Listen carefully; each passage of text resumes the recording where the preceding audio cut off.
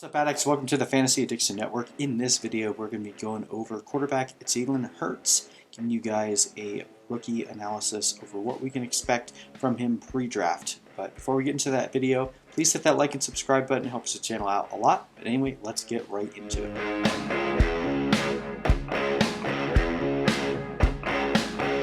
Started, check out the link in the description. We are offering a free tail kickoff special for our fan companion tool. You get access all the way up into the kickoff of the NFL season for absolutely free, so make sure you check out that link.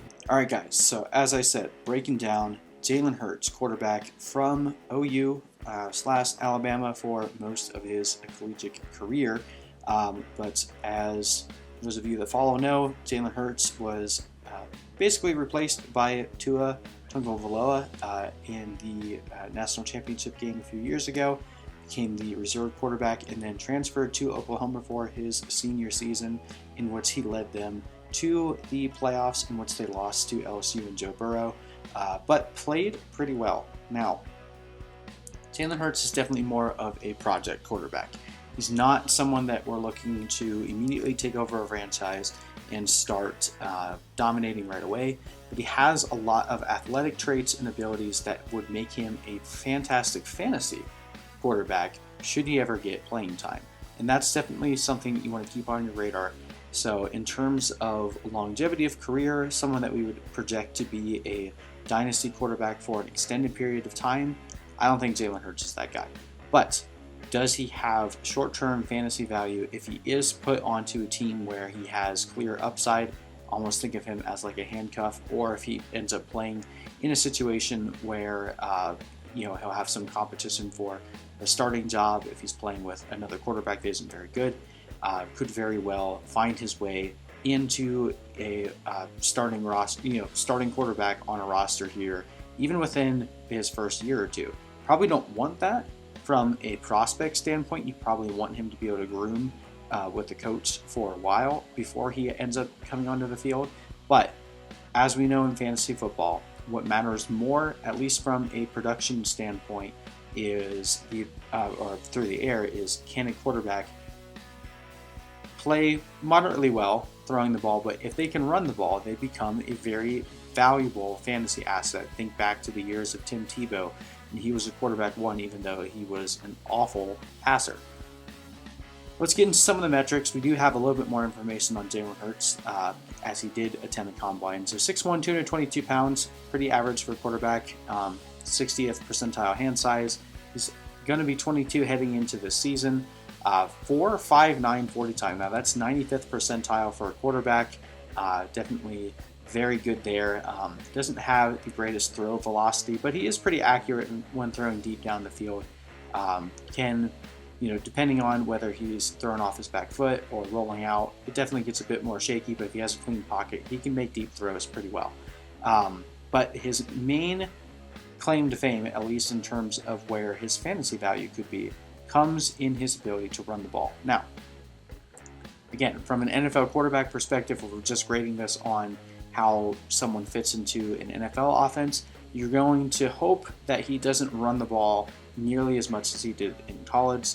And anytime you have a quarterback that runs the ball nearly as much as him, his career would be greatly shortened by the amount of hits that he take at an NFL level, especially as he gets a bit older. However, again, we're just talking fantasy value. A quarterback that runs the ball a lot, that's really good in terms of fantasy value. Just because running yards, for some reason, the way that we do it, average in most leagues, rushing yards are worth a lot more than passing yards. So when we look at some of the stats that Jalen Hurts has shown over the year, 2016 in Alabama, 2780 passing yards and 954 rushing yards with 13 rushing touchdowns on the year, 23-9 touchdown interception ratio through the air.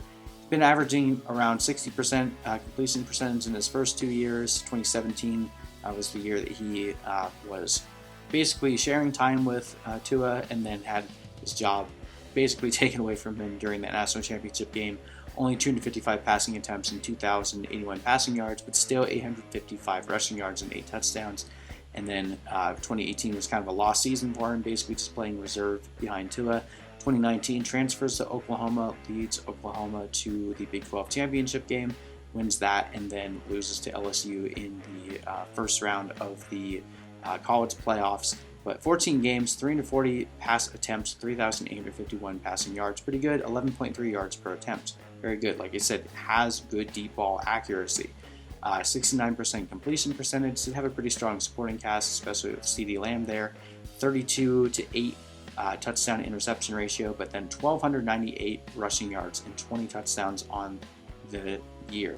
Now, definitely has a problem with fumbling the ball. Has a problem with, is one of the worst graded quarterbacks in terms of being able to handle the snap. Has a lot of bot snap issues overall.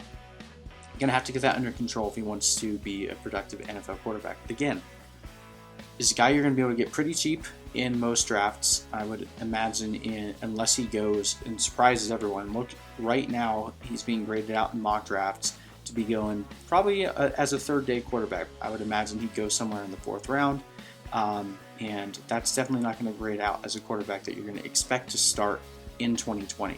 So you're going to be able to get him pretty cheap in fantasy drafts, and in a lot of leagues, especially shallower bench leagues, he's probably going to remain on the waiver wire for a while. But this is a guy that you definitely want to keep an eye on, because if he ever does find himself into a starter's role, even in 2020, he's going to be fantasy relevant because of his ability to run the ball. We saw last year how much of an advantage Lamar Jackson gave fantasy owners because of his running capabilities. Jalen Hurts offers a very similar type of prospect in terms of being able to run the ball that we saw with Lamar Jackson.